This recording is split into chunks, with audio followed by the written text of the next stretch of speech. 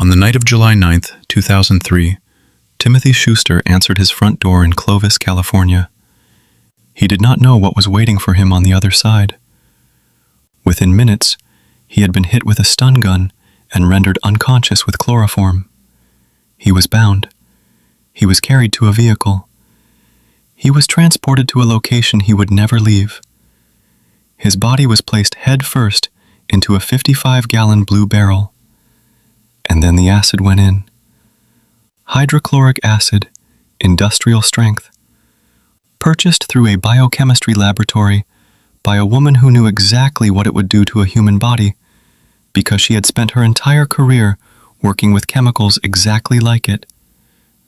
The forensic evidence that emerged later was almost impossible to process. Timothy Schuster was still alive when they put him in that barrel, still breathing, still a living human being when the acid began its work. He was 45 years old. He had 2 children. He had spent the last decade of his life raising those children while his wife built her career.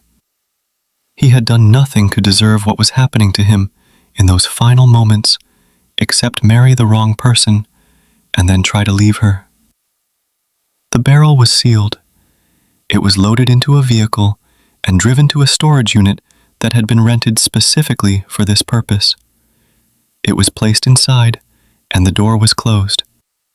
And then the woman, who had planned every detail of what just happened, went home, packed her bags, and took her son to Disney World. While Timothy Schuster dissolved in a storage unit in Fresno, California, his wife was at the happiest place on earth. She rode the rides. She took the photos. She did the things that people do at Disney World with their children on a summer vacation. She smiled for the camera. She was present and accounted for in a place that was very far from a storage unit in Fresno and very far from a barrel that contained what was left of the man she had been married to for 20 years. When Timothy's friends and colleagues began to notice he had not shown up to appointments, had not collected his son as planned, had not responded to calls or messages, the concern grew quickly. He was not the kind of man who disappeared without a word.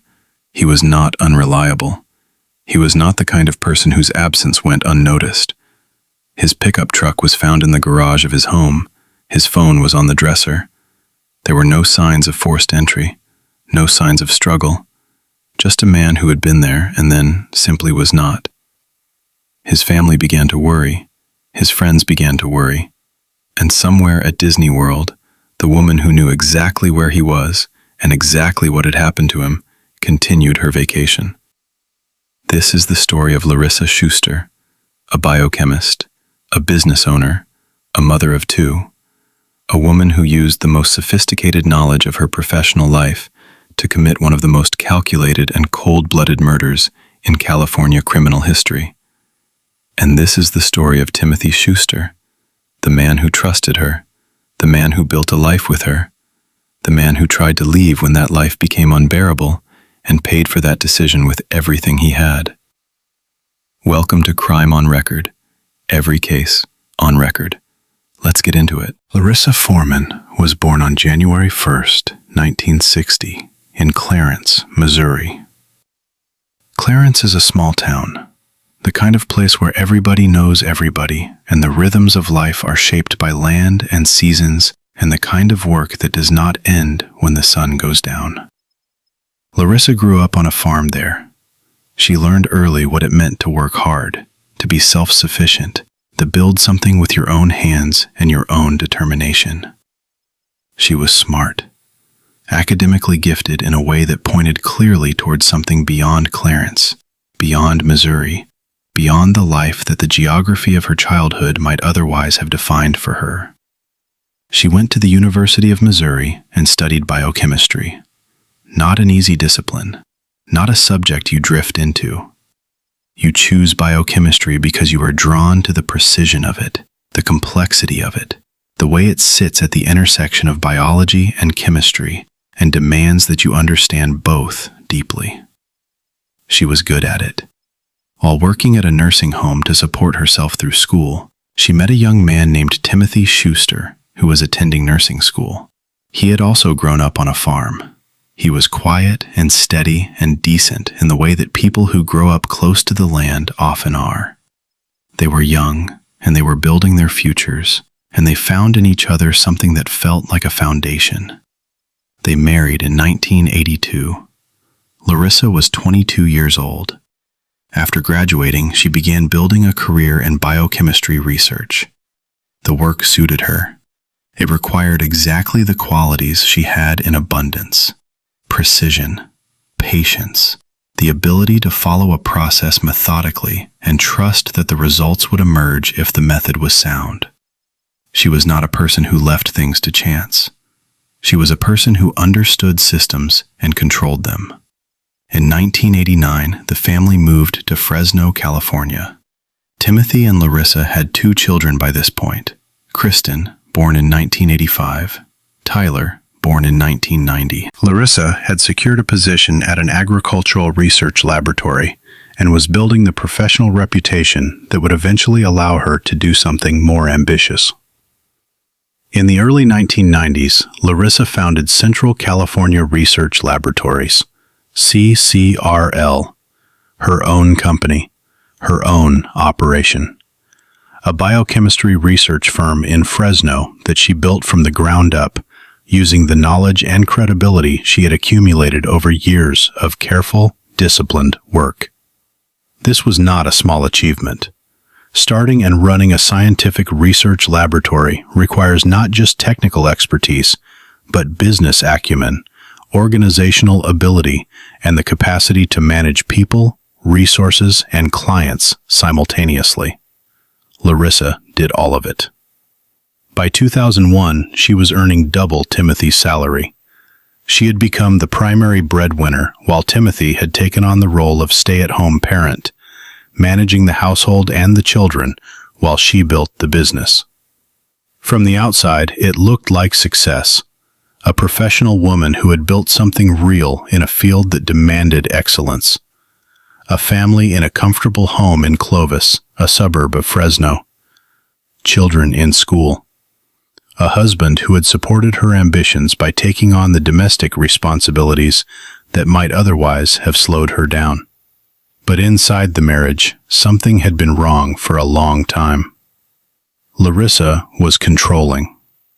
Her professional life had been built on the ability to control variables, to manage outcomes, to ensure that processes unfolded according to plan. That instinct did not stay in the laboratory.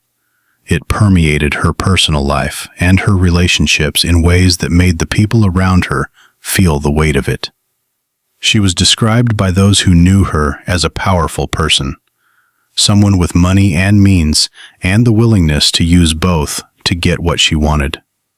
Someone who expected deference and became dangerous when she did not receive it. By 2002, her marriage to Timothy Schuster had collapsed under the weight of all of that. And when it collapsed, Larissa Schuster did not respond the way most people respond to the end of a marriage. She began planning. Timothy Schuster deserves more than a footnote in his own story.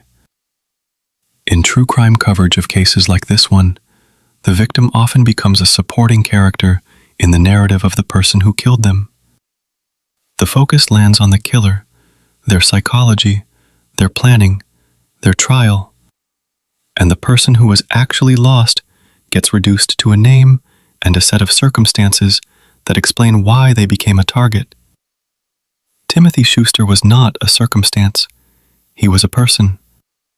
And understanding who he was matters both because he deserves that understanding and because it illuminates exactly what Larissa took from the people who loved him. He grew up on a farm in Missouri like Larissa. That shared background was part of what connected them when they met at nursing school in their early 20s.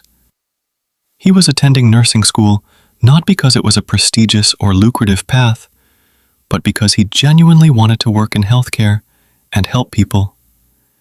That instinct toward care and service, toward showing up for others in moments of vulnerability, defined who Timothy was throughout his life. He was described by the people who knew him as passive and nonviolent. as someone who was easily led by people he felt had more power and prestige. That description was offered in court by someone who knew him well, and it was not meant as a criticism. It was an honest portrait of a gentle man who trusted people, who assumed good faith, who did not naturally suspect the worst of the people around him. That quality, that fundamental decency and openness, made him vulnerable to someone like Larissa, someone who had identified his trust as something to be managed rather than honored.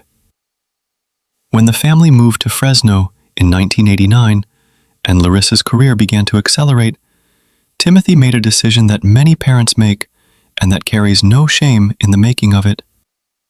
He stepped back from his own professional ambitions and stepped into the role of primary caregiver for their children. Kristen and Tyler needed someone present, and Timothy was present. He managed the household. He was there when the children came home from school. He was the consistent, stable, dependable parent, while Larissa was building her laboratory and her reputation and her income. By the time the marriage began to fall apart in the early 2000s, Timothy had spent more than a decade in that role. His own career had not advanced in the ways it might have if he had prioritized it differently. His financial position was entirely dependent on the shared assets of a marriage that was now ending acrimoniously with a wife who had made clear she considered the house and the business to be hers alone. He was 44 years old when the divorce proceedings began. He was trying to navigate the end of a 20-year marriage with a woman who was controlling, financially powerful, and increasingly hostile. He was trying to maintain his relationship with his children in the middle of a situation that was becoming more volatile and more threatening with every passing month. He saved the phone messages Larissa left on his answering machine. He saved them because they were so graphic and so berating that he understood they might matter someday. He understood on some level that the woman he was divorcing was capable of things that went beyond what most people are capable of. What he did not understand, what he could not have fully processed, even with everything he was experiencing, was the specific and methodical nature of what she was planning. On July 9th, 2003, Timothy Schuster had dinner with friends. He had plans the following morning. He was supposed to collect his son Tyler. He had appointments. He had people expecting him. He was living his life with the ordinary, forward momentum of a person who assumes tomorrow will come. He answered his door that night because someone knocked. He never saw the morning. Timothy Schuster was 45 years old when he died. His daughter Kristen was 18. His son Tyler was 12. His brother Ted was in Illinois. His mother was alive and would spend years after his death sitting alone reading trial transcripts, curling back every page, trying to understand what had happened to her son and why. He deserved better than what he got. He deserved a divorce that ended badly in the normal ways divorces end badly. He deserved the chance to rebuild his life after a difficult marriage, the way ordinary people rebuild after difficult marriages. He deserved to watch his children grow up. He deserved to answer his door without it being the last thing he ever did. 20 years is a long time to build something with another person. 20 years of shared meals and shared beds and shared decisions about where to live and how to raise children and what kind of life to construct together. 20 years of compromise and accommodation and the slow accumulation of a history that belongs to two people and nobody else. When a marriage of 20 years ends, it does not end because of one thing. It ends because of the weight of everything. The small disappointments that were never addressed, the resentments that were never resolved, the moments when one person wanted something the other could not or would not give, the slow erosion of whatever it was that made two people choose each other in the first place. For Timothy and Larissa Schuster, the erosion had been happening for years before the formal collapse. The marriage had been under strain for a long time, and as Larissa's professional success grew and Timothy's domestic role became more defined, the dynamic between them had shifted in ways that neither of them had fully anticipated when they married in 1982, as two young people from Missouri farms with their whole lives ahead of them. By 2001, Larissa was earning double Timothy's salary. She was running her own laboratory. She was the primary financial engine of the family, and she had begun to relate to the marriage and its assets with the same possessive certainty she brought to her business. The house was hers. The laboratory was hers. The money was hers. The life they had built together was, in Larissa's increasingly fixed view of things, fundamentally an extension of her own efforts and her own success. Timothy had a different view. The law had a different view. 20 years of marriage and 2 children and a shared life meant that the assets accumulated during that marriage belonged to both of them. That was not a controversial legal position. That was the straightforward application of California community property law to the circumstances of their divorce. Larissa did not accept it. In February 2002, she filed for divorce. The proceedings that followed were contentious from the beginning. Larissa acted, according to those who observed and participated in those proceedings, as though the house and the business were hers alone, and Timothy's claim on either was an intrusion she was entitled to resist by whatever means were available to her. She was not easy to negotiate with. She was not a person who accepted outcomes she had not chosen. In her professional life, she had always been able to control the variables. She had always been able to manage the process toward the result she wanted. The divorce was a process she could not fully control, and that loss of control made her dangerous in ways that the people around her were only beginning to understand. The phone messages she left on Timothy's answering machine during this period were described in court as graphic and berating. He saved them. He saved them because something in him understood that these messages were evidence of something, that the woman leaving them was not simply a frustrated spouse venting in the heat of a difficult moment, that there was something in her anger that went beyond what anger normally contains. He was right to save them. He was right to feel what he felt, but he could not have known how far beyond normal anger she had already traveled. Larissa had begun trying to arrange Timothy's murder before the formal planning of what eventually happened. Prosecutors presented evidence at trial that she had previously attempted to solicit his killing. The divorce proceedings had been ongoing for more than a year, and she had concluded, somewhere in that year, that the legal process was not going to give her what she wanted, and that there was another way to resolve the situation.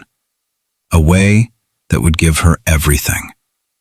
The house, the business, the life insurance proceeds, the financial assets of 20 years of marriage without having to share any of them with the man she had built them with. She just needed Timothy to be gone. The people around Larissa during this period saw a woman under enormous stress.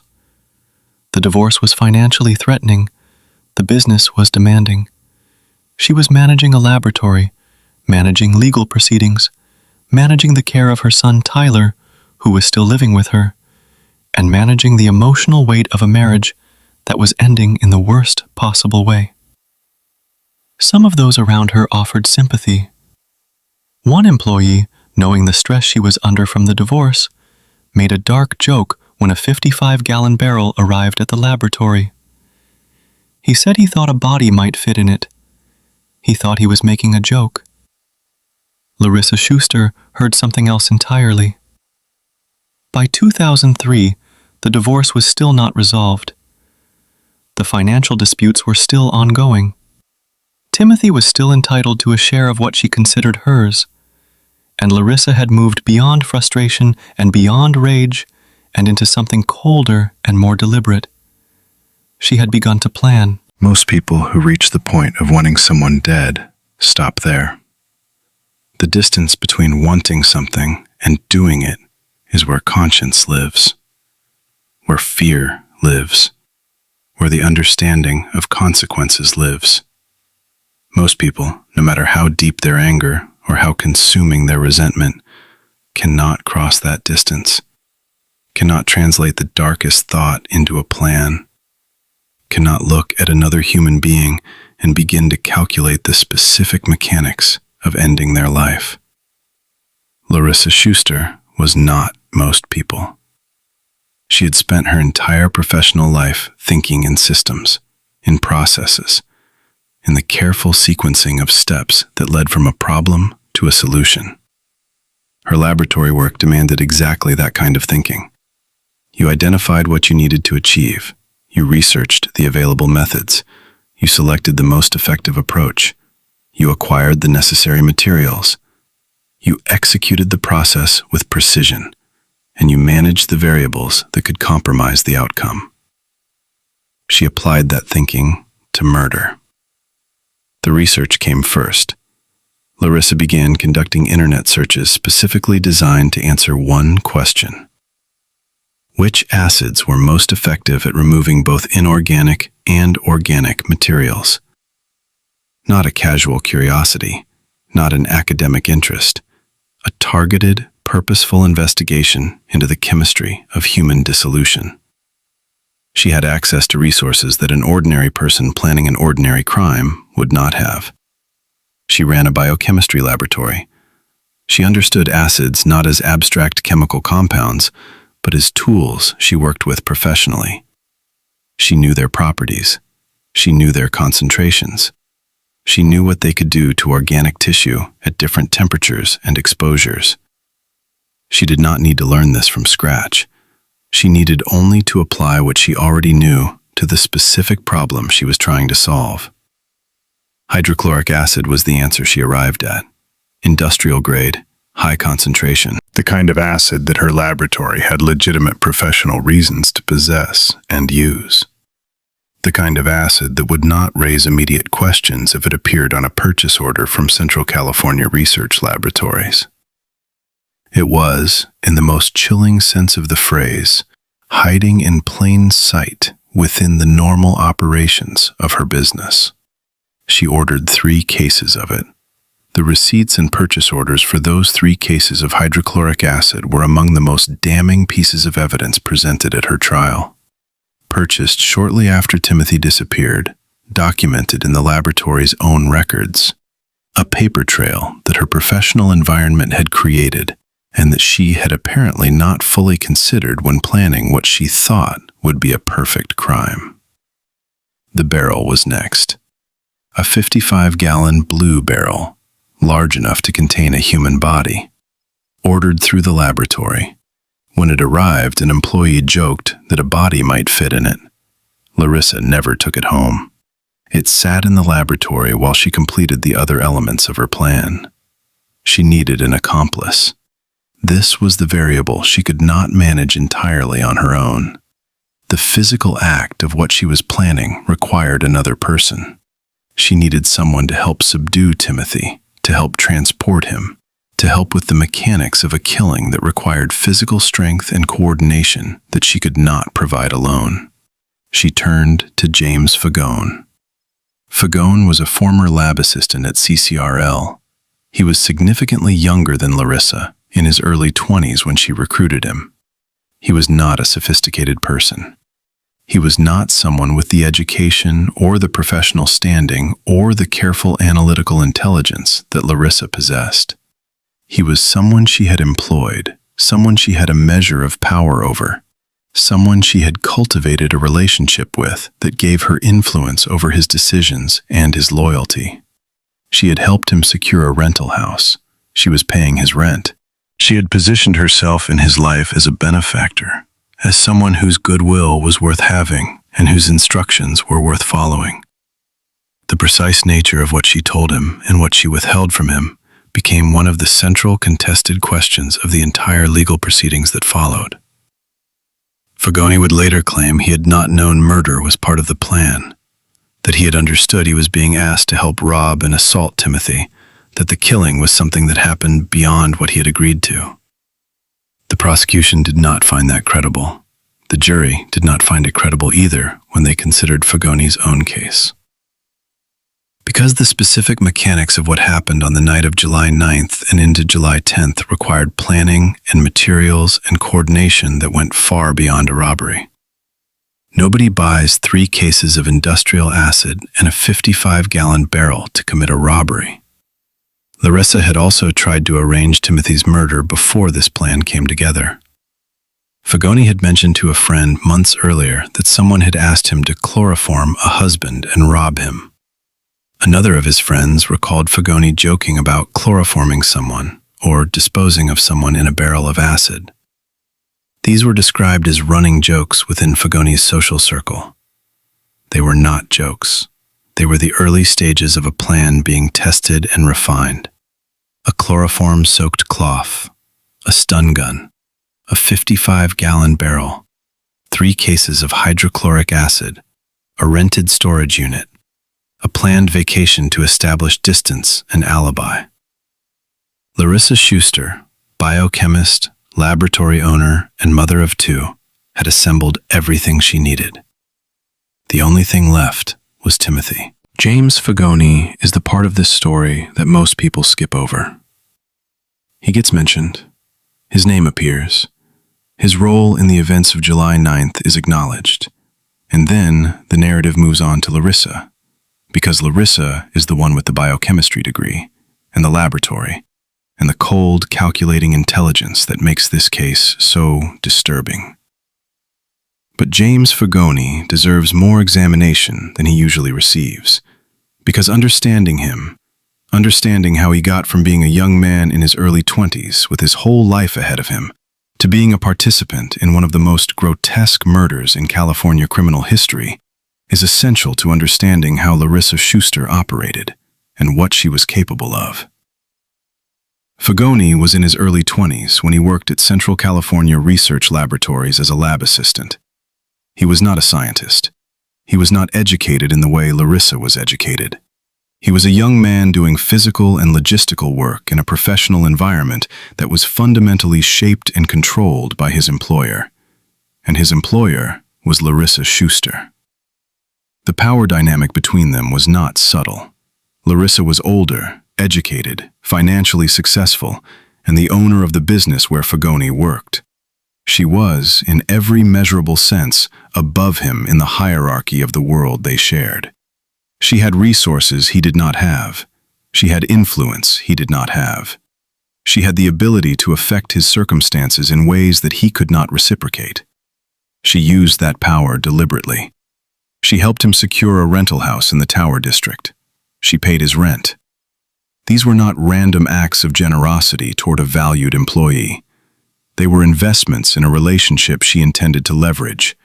She was creating obligation.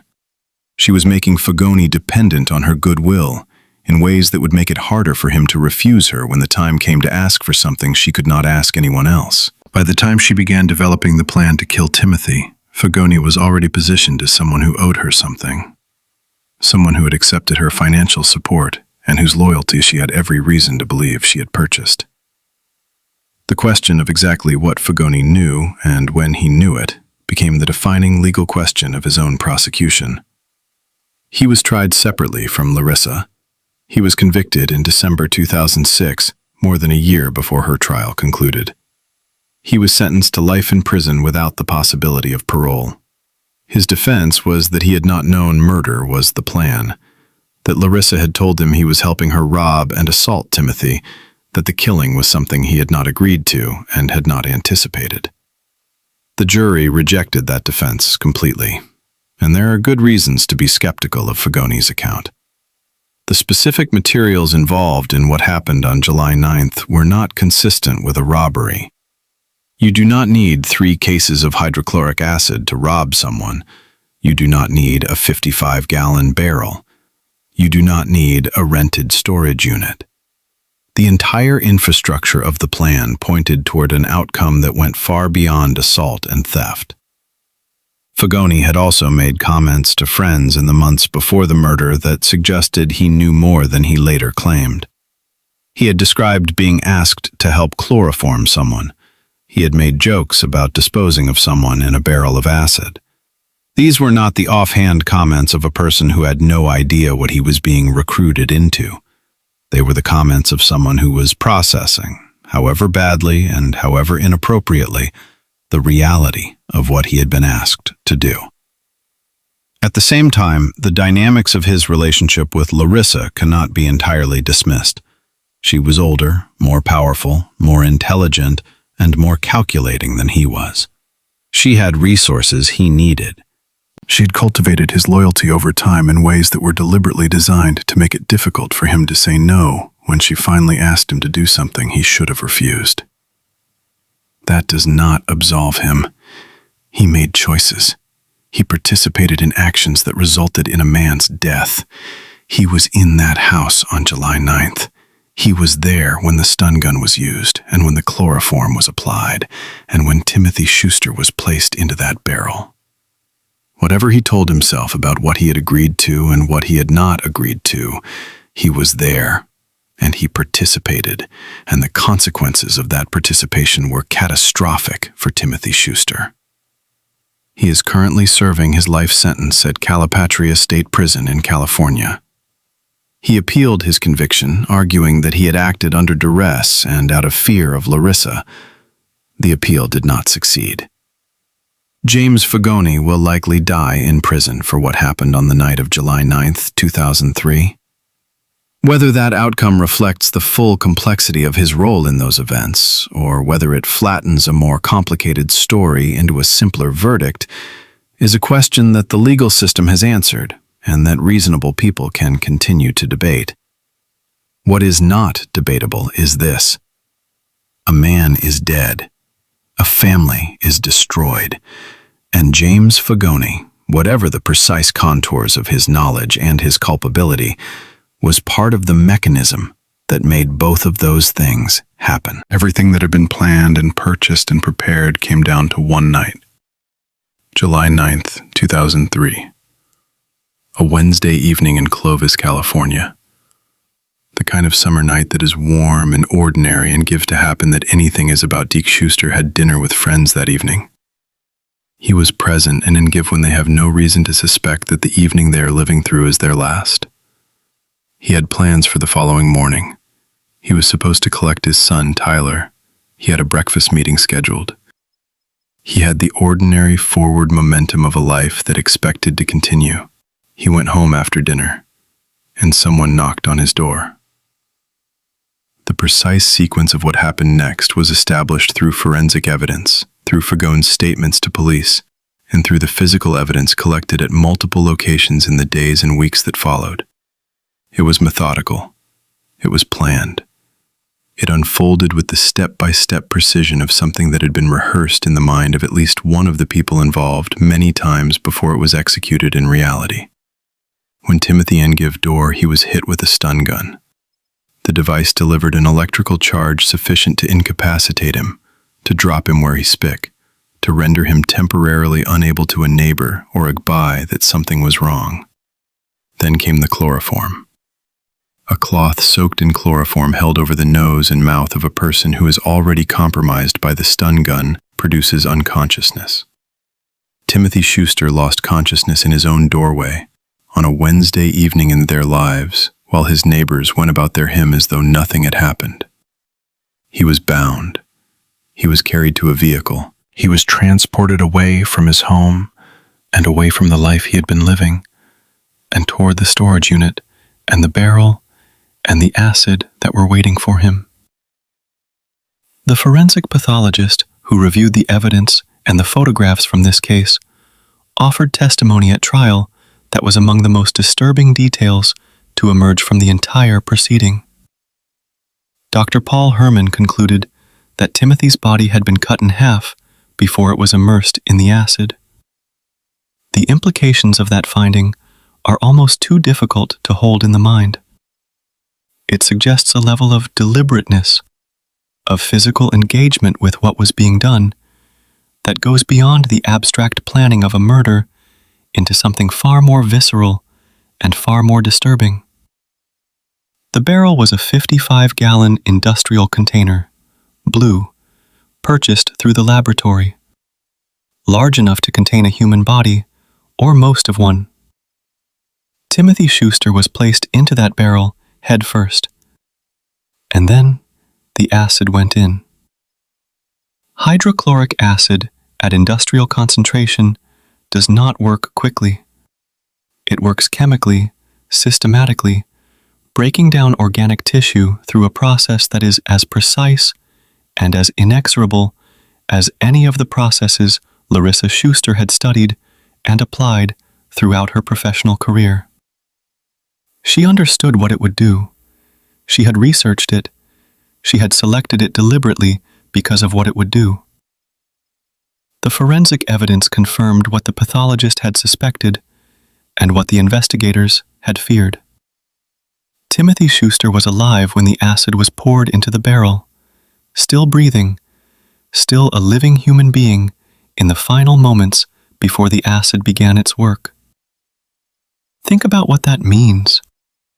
Not in the abstract, in the specific. A 45-year-old man who had done nothing more threatening than try to leave a difficult marriage was conscious, or near conscious, in a barrel of industrial acid, because the woman he had spent 20 years of his life with had decided that his death was preferable to sharing what they had built together.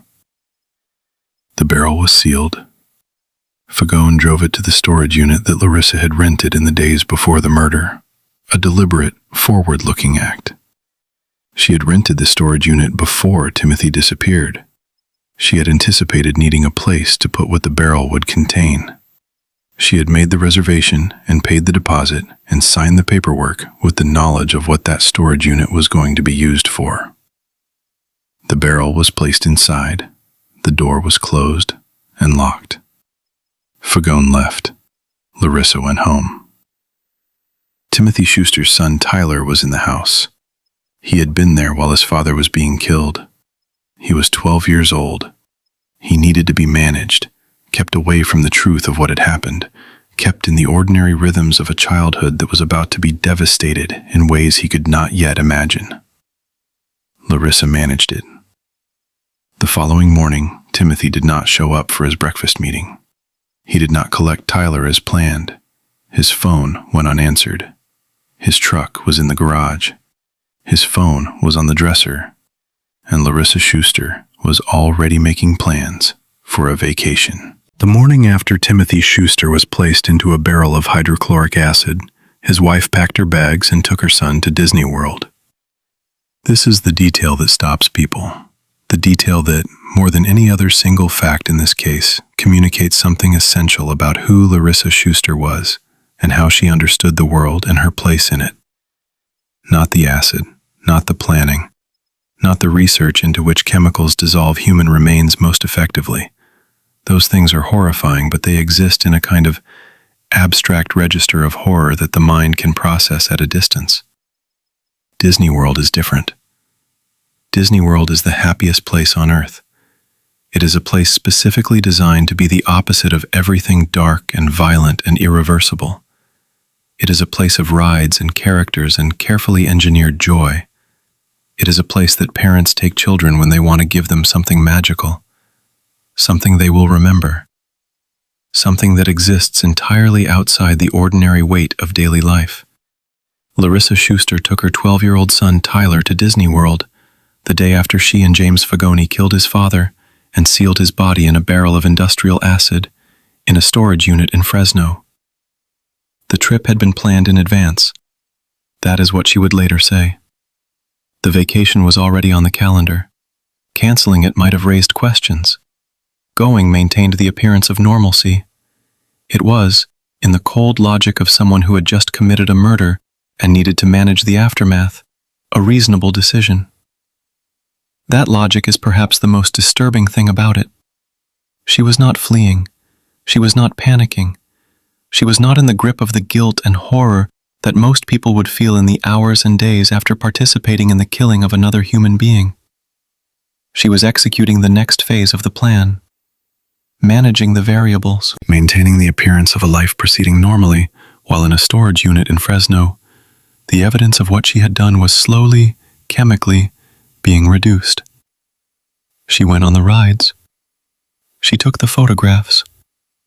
She was present with her son in the performative way that parents are present at Disney World, pointing at things and buying food and standing in lines and doing the things that a mother does with her child at the happiest place on earth.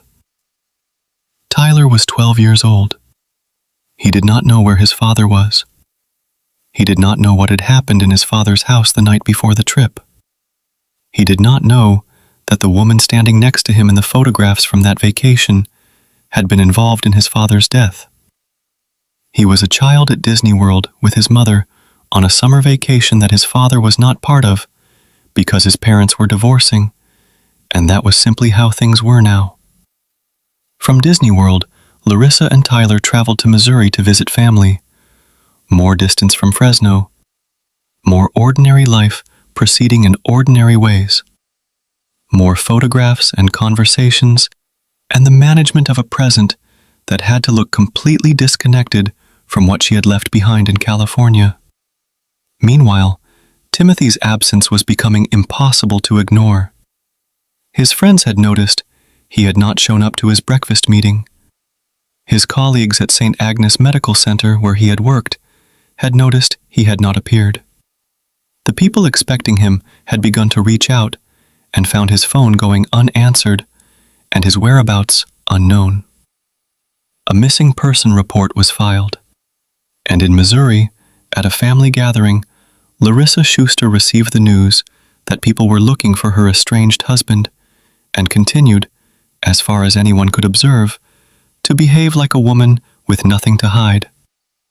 She would later tell police that the last message she had received from Timothy was on July 8th, and that he had planned to collect Tyler on Thursday. She offered this information cooperatively as a concerned, estranged spouse, providing what she knew to help locate a missing man. She sat across from detectives and described the last contact she had with Timothy with the calm and the detail of someone whose conscience was entirely clear. The vacation continued.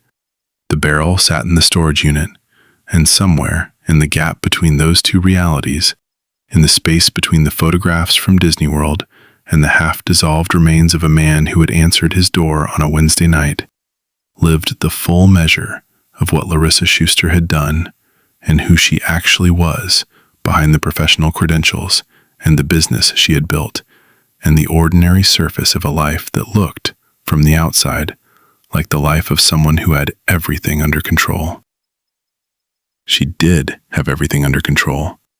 That was precisely the problem. On July 14th, 2003, 5 days after Timothy Schuster disappeared, a friend of Larissa's named Leslie Fichera did something that changed everything.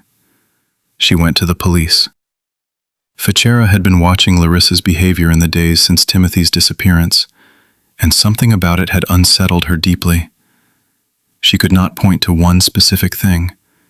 It was the accumulation of details, the way Larissa had reacted or failed to react to her husband's disappearance, the things she had said and not said, the texture of her responses to a situation that should have produced visible distress in any person genuinely concerned about a missing family member. Fichera reported Larissa to police for suspicious behavior. That report gave investigators what they needed. It gave them grounds for a warrant, and with that warrant, they searched 2 locations simultaneously: Larissa's laboratory at Central California Research Laboratories and her home. What they found in the laboratory began to assemble the picture: the purchasing records, the receipts for hydrochloric acid, the documentation of a 55-gallon barrel ordered through the lab, the internet search history that showed someone had been researching which acids were most effective at dissolving organic and inorganic materials. Each piece of evidence was individually explicable. A biochemistry laboratory orders acids. A laboratory might order large containers, but together they formed a pattern that pointed in one direction. While the search of Larissa's lab was underway, investigators were also talking to people connected to her. And one of those conversations produced the breakthrough that broke the entire case open. James Fagone talked. When police sat down with Fagone and began asking questions about Timothy Schuster's disappearance, Fagone was more forthcoming than Larissa had been. Perhaps he panicked. Perhaps he calculated that cooperating would serve him better than staying silent. Perhaps the weight of what he had participated in had been building for 5 days, and the opportunity to put it down, even partially, was something he could not resist. Whatever his reasons, Fagone told investigators what had happened on the night of July 9th. He confirmed that he and Larissa had lured Timothy from his home. He confirmed the stun gun and the chloroform. He confirmed the barrel. He confirmed the acid. He told them where the barrel was, the storage unit. Investigators went to the storage unit that Larissa had rented in the days before Timothy disappeared. They opened the door, and inside they found the 55-gallon blue barrel that Fagone had described. What was inside that barrel was among the most disturbing discoveries in the history of California criminal investigations. Timothy Schuster's remains, half dissolved. The hydrochloric acid had done what Larissa had researched and selected it to do. It had worked on the organic tissue of a human body with a chemical efficiency that she had anticipated when she made her purchasing decisions. But it had not completed the process. It had not dissolved everything. What remained was intact from the belt buckle down. The lower half of a man who had answered his door on a Wednesday evening and never saw another morning. The forensic pathologist, Dr. Paul Herman, who reviewed the evidence and the photographs, reached a conclusion that added another layer of horror to an already devastating discovery.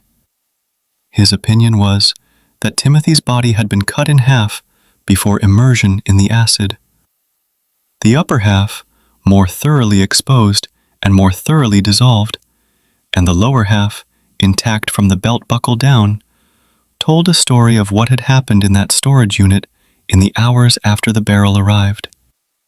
The condition of the remains made the work of the forensic investigators extraordinarily difficult. Identifying cause of death when a body has been partially dissolved in industrial acid requires specialized techniques and the kind of careful, methodical analysis that pushes forensic science to its limits. The evidence that could be recovered was recovered. The analysis that could be performed was performed. And what emerged from that analysis contributed to a prosecution case that would eventually result in a conviction. Larissa was arrested on July 18, 2003, 9 days after Timothy disappeared. She was taken into custody at St. Louis International Airport as she and Tyler were returning from the Missouri portion of their trip. She was charged with first-degree murder and with the special circumstance allegation of murder committed for financial gain. She was 43 years old. She had a biochemistry degree from the University of Missouri. She had built her own laboratory from nothing. She had raised 2 children.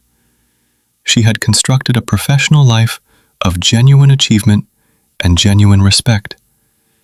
And she had murdered her husband, placed his body in a barrel of acid, and taken her son to Disney World. The life she had built and the act she had committed existed in the same person simultaneously. That is perhaps the most unsettling thing about the Larissa Schuster case. Not that a monster had done something monstrous, but that a person who was, by any ordinary measure, a successful and capable human being, had decided that another person's life was worth less than her share of a divorce settlement. The investigation into Timothy Schuster's disappearance and murder was not a simple linear process that moved cleanly from suspicion to arrest to prosecution. It was a complex, multi-threaded inquiry that required investigators to simultaneously pursue physical evidence, witness accounts, financial records, and forensic analysis, while managing the practical challenges of a case that had been deliberately designed to be difficult to unravel. Larissa Schuster had not been careless. She had not been impulsive. She had planned what she did with the same methodical attention to detail that she brought to her professional work. She had thought about evidence. She had thought about how investigations work. She had made deliberate choices designed to create distance between herself and the crime, and to create confusion about what had actually happened. But she had not been perfect. Nobody is perfect. The first crack appeared before the investigation had fully begun. Leslie Fagone, the friend who went to police 5 days after Timothy disappeared, was not acting on hard evidence. She was acting on instinct, on the accumulation of small observations about a person she knew well enough to recognize when something was wrong. Her decision to report her suspicions was the kind of human variable that no amount of planning can fully account for. You cannot predict which of the people around you will trust their instincts enough to act on them. Fagone trusted hers, and that trust gave investigators the warrant they needed to look where they needed to look. The laboratory search was methodical and thorough.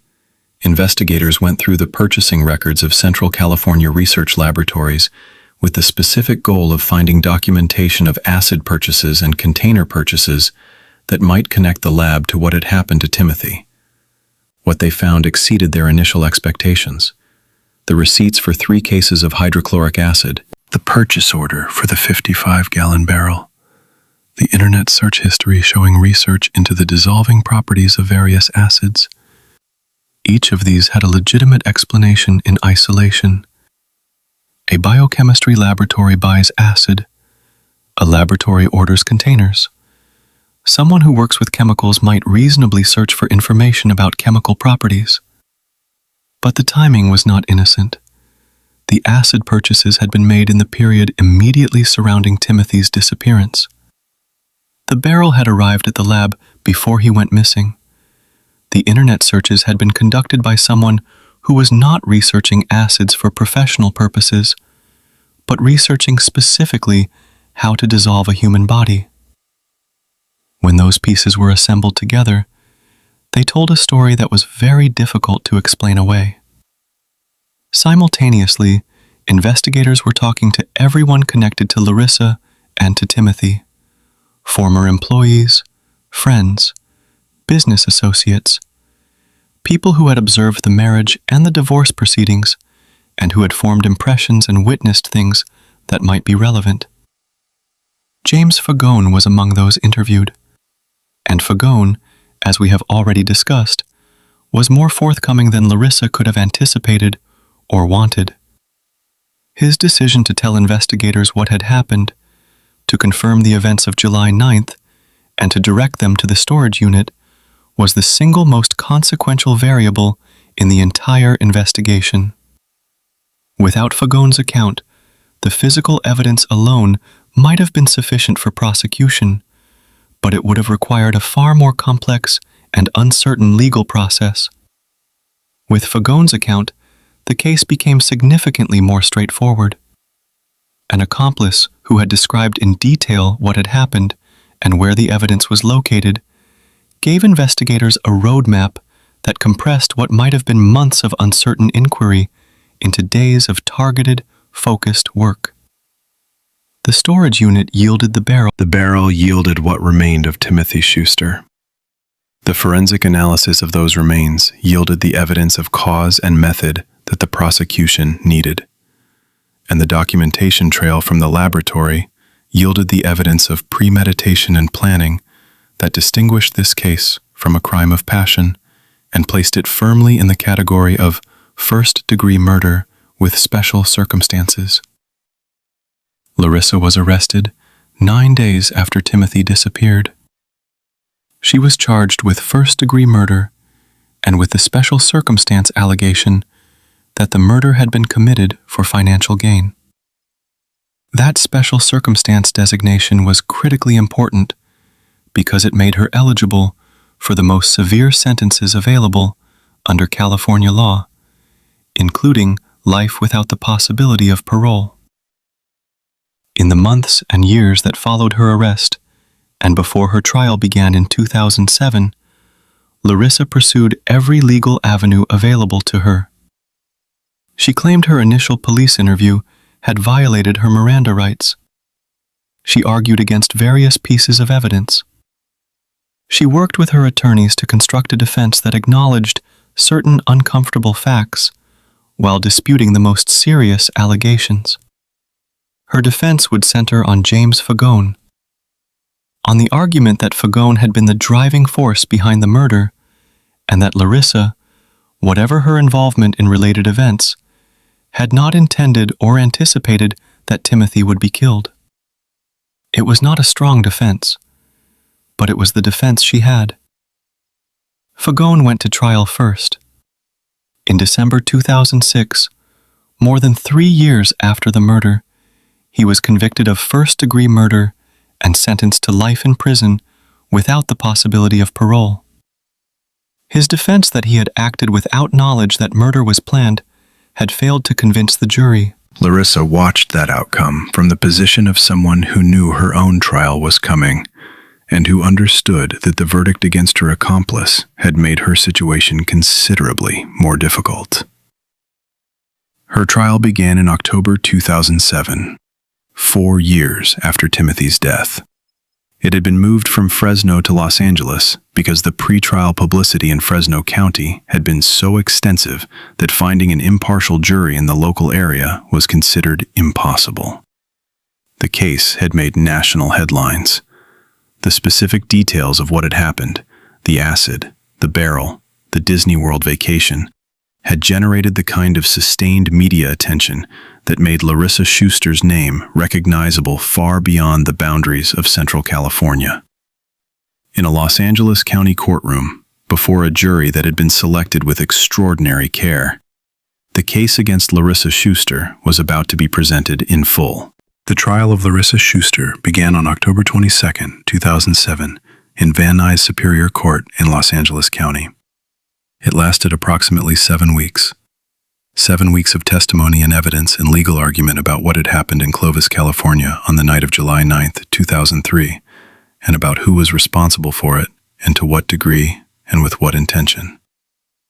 The prosecution's case was built on several interlocking pillars: physical evidence, documentary evidence, witness testimony, and the narrative of premeditation and financial motive that ran through all of it like a thread connecting every individual piece to every other piece.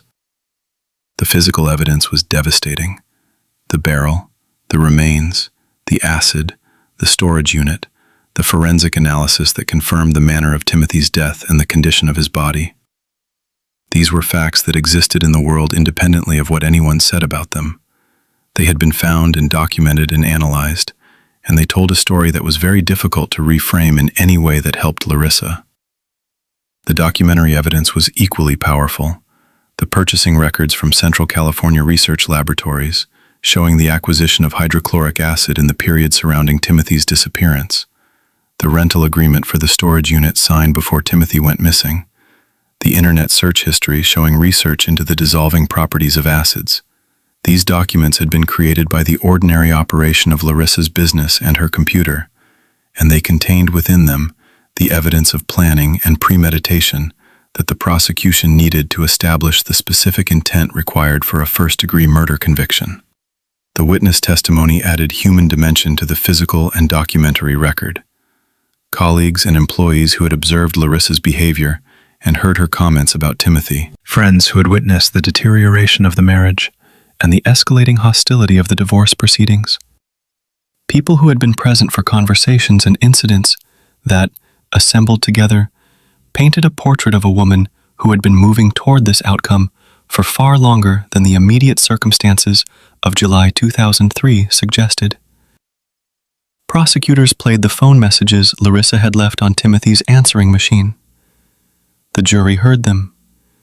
The messages were described as graphic and berating.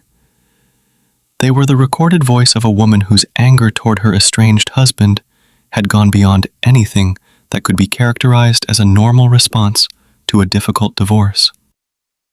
They were evidence of the emotional state that had preceded and accompanied the planning of his murder.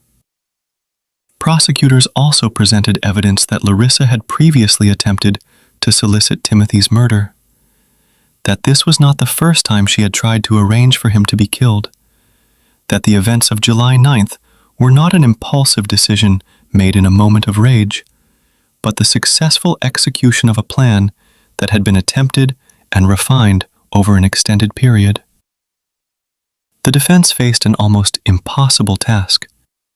Larissa's attorney, Roger Nuttall, did what defense attorneys do in cases where the physical evidence is overwhelming and the documentary trail is damning. He focused on intent and on the identity of the primary actor. He acknowledged, as he had to acknowledge, that Larissa had made a series of bad decisions. He could not dispute the acid, he could not dispute the barrel, he could not dispute the storage unit, or the purchasing records, or the internet searches. What he disputed was the murder itself. His argument was that James Fagone had killed Timothy, that Larissa had been present and had made terrible choices, but that the killing was Fagone's act, not hers. That whatever her involvement in the related circumstances, she had not intended and had not carried out the actual murder of her husband. This argument had two fundamental problems. The first was that James Fagone had already been convicted of first-degree murder in the same killing. His conviction meant that a jury had already determined beyond reasonable doubt that Timothy Schuster had been murdered. And the evidence of Larissa's planning, her purchasing decisions, her internet research, her rental of the storage unit, her recruitment of Fagone, made the argument that she had not intended murder almost impossible to sustain. The second problem was Larissa herself. She took the witness stand in her own defense. This was a significant decision. Defendants in criminal cases have the absolute right not to testify. Many defense attorneys advise their clients against testifying because it opens them to cross-examination, and because juries sometimes form negative impressions of defendants who testify poorly or inconsistently. Larissa chose to testify. She wanted to tell her story in her own words, and she believed, apparently, that she could do so in a way that would help her case. The prosecution cross-examined her on every detail. On the acid purchases, on the barrel, on the internet searches, on the storage unit, on the vacation to Disney World. On every piece of evidence that connected her to the planning and execution of what had happened to Timothy. She maintained throughout that Fagone had killed Timothy and that she had only helped with the disposal of the body, that she had not known murder was the plan, that she had not intended for her husband to die. The jury did not believe her. On December 12, 2007, the jury returned their verdict: guilty of first-degree murder, with the special circumstance that the murder had been committed for financial gain. Larissa Schuster heard that verdict read in open court, and her reaction was captured by photographers and described by reporters who were present. She had spent 7 weeks in that courtroom, presenting herself as a woman who had made terrible decisions but had not committed murder. She had testified in her own defense. She had looked at jurors and told them what she needed them to believe. They had looked back at her and decided they did not. The verdict meant that under California law, the sentence was not discretionary. The special circumstance finding triggered a mandatory sentence: life in prison without the possibility of parole. It was the only sentence available. It was the sentence she received. On May 16, 2008, Judge Wayne Ellison formally sentenced Larissa Schuster to life in prison without the possibility of parole for the murder of Timothy Schuster. Before he did, the courtroom heard from the people whose lives had been most directly destroyed by what she had done. Before Judge Wayne Ellison formally sentenced Larissa Schuster to life in prison without the possibility of parole, the courtroom heard victim impact statements. These are the moments in a criminal proceeding that exist outside the formal architecture of law and evidence and legal argument. They are the moments when the people whose lives have been most directly devastated by a crime are given the floor, when the human cost of what happened is allowed to speak for itself in the words of the people who have been living with that cost every day since the crime occurred. Timothy Schuster's family had been living with that cost for 5 years by the time the sentencing hearing arrived in May 2008. 5 years of a criminal proceeding that had moved through arrest and charges and pretrial hearings and a separate trial for Fagone, and then a 7-week trial for Larissa, and a verdict, and all the procedural steps between the verdict and the sentencing. 5 years of having the worst thing that had ever happened to them processed through a legal system that is necessarily impersonal, and necessarily slow, and necessarily focused on questions of guilt and procedure, rather than on the human reality of what had been lost. The sentencing hearing was where the human reality was finally allowed to speak.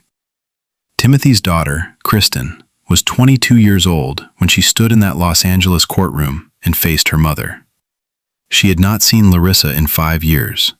She had been sent to live with her grandparents in Missouri before the murder, removed from the household by the escalating conflicts with her mother, separated from the family in California while things deteriorated in ways that a teenage girl should never have had to witness.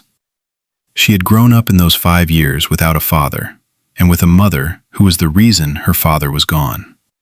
She had words prepared. She delivered them. What Kristen Schuster said to her mother in that courtroom on that day is one of the most remarkable victim impact statements ever delivered in an American courtroom. Not because it was eloquent in the formal literary sense, not because it was polished or carefully constructed for effect, but because it was completely, devastatingly honest. Because it was the unmediated expression of what a daughter feels when her mother has murdered her father and taken from her everything that a family is supposed to provide. She told Larissa that she had given up all rights as a mother, as a wife, as a daughter, as a friend, and as a woman. She called her a disgrace to the family, a pitiful excuse for a human being. She said she prayed that Larissa would be continually haunted at night by the sight and the sound of her father fighting for his last breathing moments on this earth. She said she hoped Larissa would toss and turn and have horrible nightmares visualizing the horrific act of violence she had committed. She advocated for the death penalty.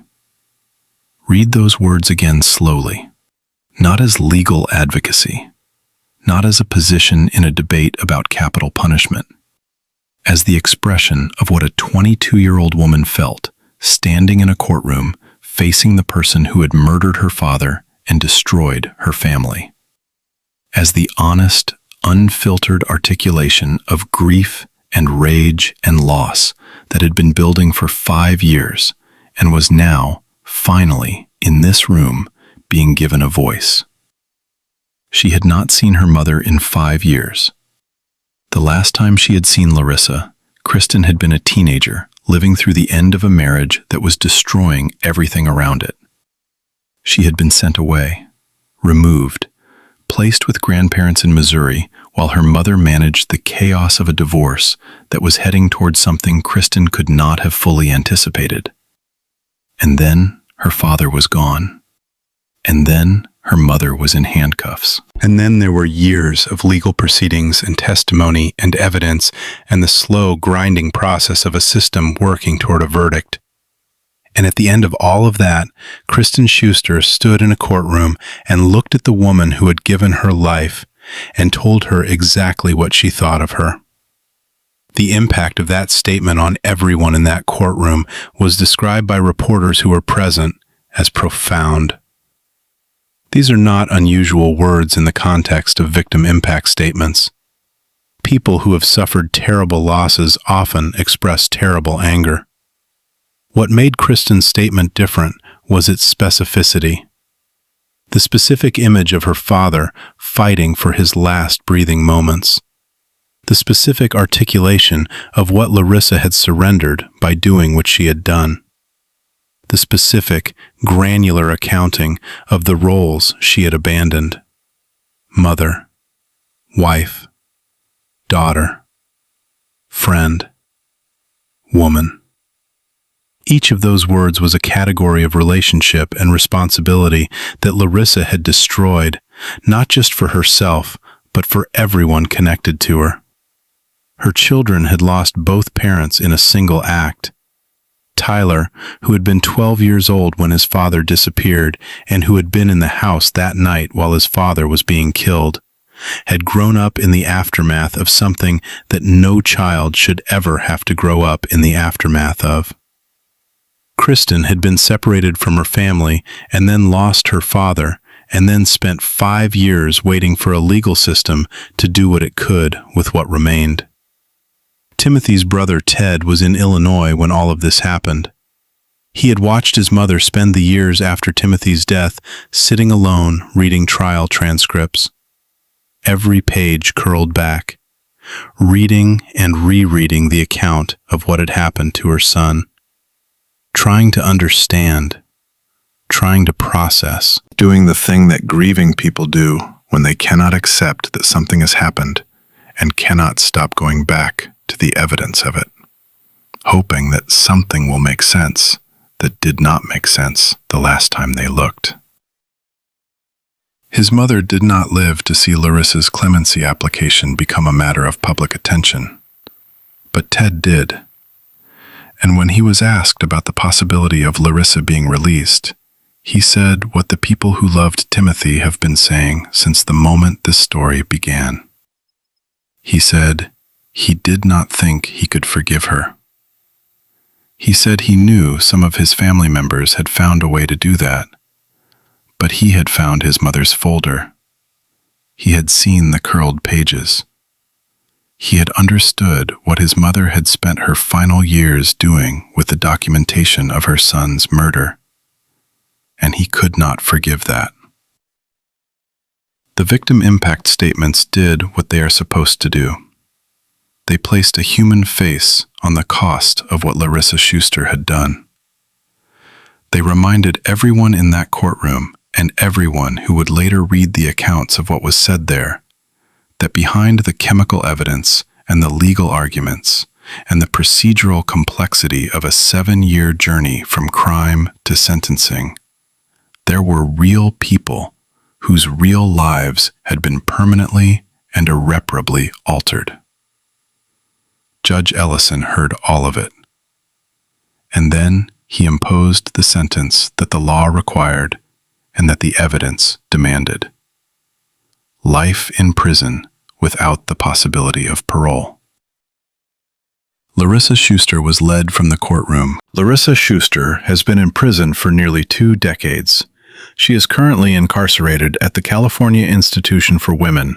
She was previously housed at Valley State Prison for Women in Chowchilla until that facility was converted to a male prison in 2013.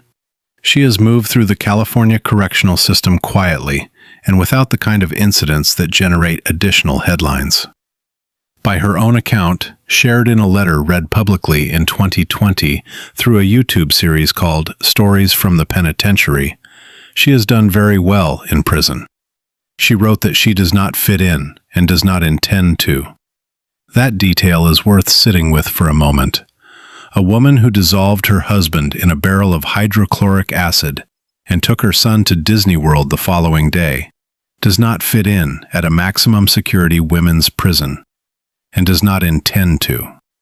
The self-awareness required to write that sentence without apparent irony tells you something about how Larissa Schuster understands herself and her situation that no amount of forensic evidence or courtroom testimony could fully communicate.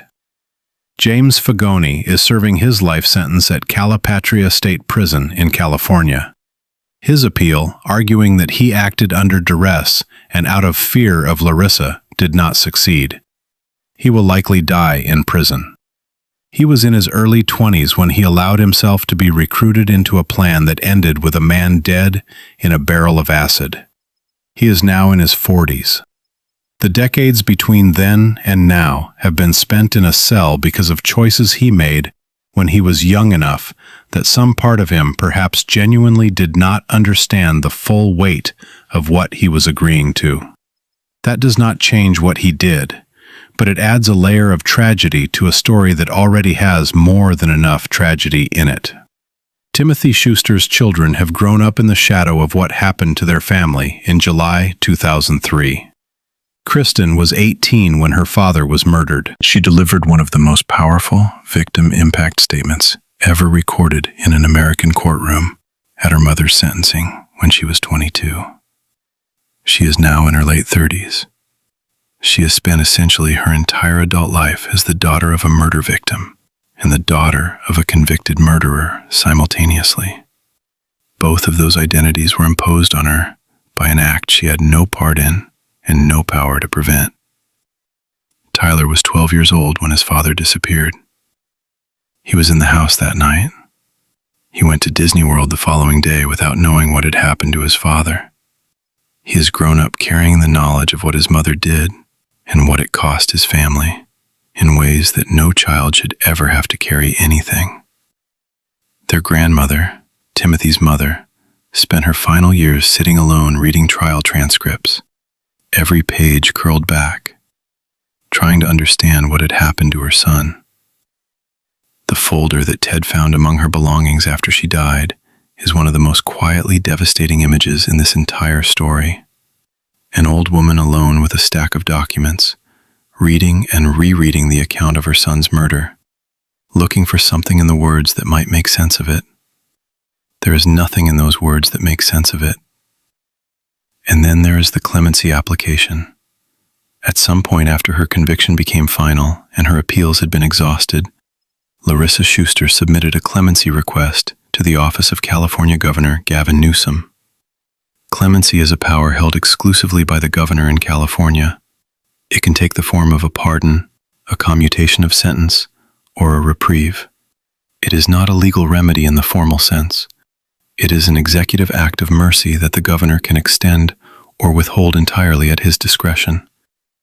Larissa's application was the kind of development that Timothy's family had been told to prepare for. The Fresno County District Attorney's Office notified Ted Schuster by letter when the application was received, informing him of his right to submit a written statement in opposition if he chose to do so. He chose to do so. The Fresno County District Attorney's Office has opposed the clemency request. Chief Deputy District Attorney Gavin Rutiaga stated that Governor Newsom would look at the circumstances of the case and balance them against what had occurred in the intervening years, including whether there were any compelling storylines that might mitigate the crime. The circumstances of the case are not ambiguous. A woman researched which acids would dissolve a human body. She purchased 3 cases of industrial acid through her own laboratory. She recruited a young accomplice. She lured her estranged husband from his home. She incapacitated him with a stun gun and chloroform. She placed him, still alive and still breathing, into a 55-gallon barrel. She poured acid in. She stored the barrel in a rented unit. She took her son to Disney World. She was arrested at an airport returning from a vacation. She was convicted by a jury of her peers. She was sentenced to the maximum term available under California law. She has served that sentence without the kind of dramatic rehabilitation narrative that sometimes accompanies clemency applications. As of the time this documentary was produced, the clemency application remains unresolved. Gavin Newsom has not granted it. Timothy's family continues to oppose it. Ted Schuster has said what his family believes and what the evidence of this case supports. There is no compelling storyline here that mitigates what was done to Timothy Schuster. There is no arc of redemption that balances against the specific, calculated, premeditated decision to dissolve a living human being in industrial acid because he was entitled to a fair share of a divorce settlement. Timothy Schuster would have been in his mid-60s today. He would have watched his children grow up. He would have met his grandchildren if Kristen and Tyler have had children of their own. He would have fished and worked and lived the ordinary life of a person who survives their marriage and rebuilds afterward the way most people do. He did not get any of that. He got a stun gun and chloroform and a barrel of acid on a Wednesday night in July because the woman he had spent 20 years of his life with decided that his death was more convenient than his continued existence. That is what happened. That is what Larissa Schuster did. And that is what no clemency application and no letter from prison and no account of good behavior in a correctional facility can undo or reframe or make into something other than what it is. The Larissa Schuster case is not a story about a monster.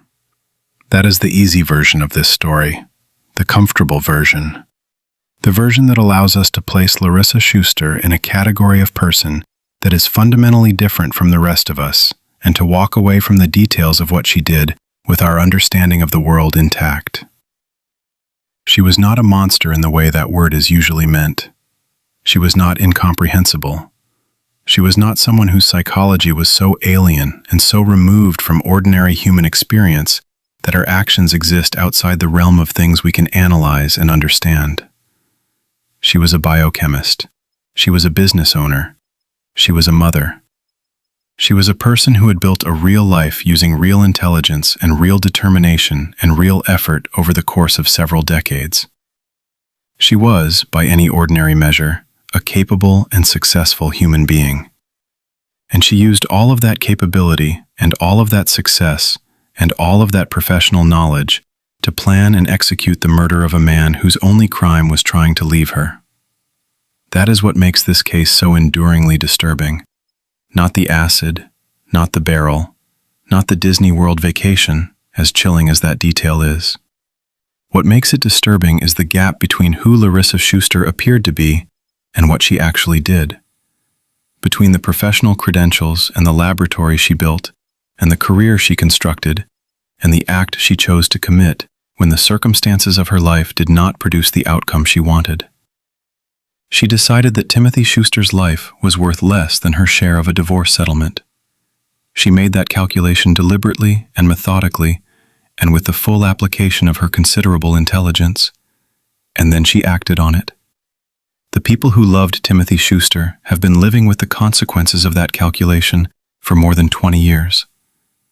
Kristen, Tyler, Ted, A mother who is gone now, but who spent her final years reading trial transcripts alone, looking for something in the words that might make sense of what had been done to her son. There is nothing in those words that makes sense of it. There never will be. What we can take from this case is not comfort. There is no comfort here. What we can take is clarity about what people are capable of when they decide that their desires matter more than another person's life. About the gap that can exist between a person's public face and their private capacity for harm. About the importance of the people around us who trust their instincts, as Leslie Fagone trusted hers, and act on them even when acting is difficult and uncertain and might be wrong. Fagone went to the police. That decision changed everything. Without it, the investigation might have moved differently. The evidence might have been harder to find. The case might have been harder to build. One person trusting what she felt and doing something about it was the variable that Larissa Schuster, for all her planning and all her intelligence, had not fully accounted for. Timothy Schuster deserved better than what he got. He deserved the ordinary outcome of a difficult divorce. He deserved the chance to rebuild. He deserved to watch his children grow up and to grow old in whatever way his life would have taken him. He deserved to answer his door without it being the last thing he ever did. If this case affected you, if it made you think about the people closest to us and what we actually know about them, subscribe to Crime on Record. This is what we do here. We find the cases that the world has moved past too quickly. We tell them with the depth and the honesty they deserve. We do not look away from the hard parts, because the hard parts are where the truth lives. Every case, on record.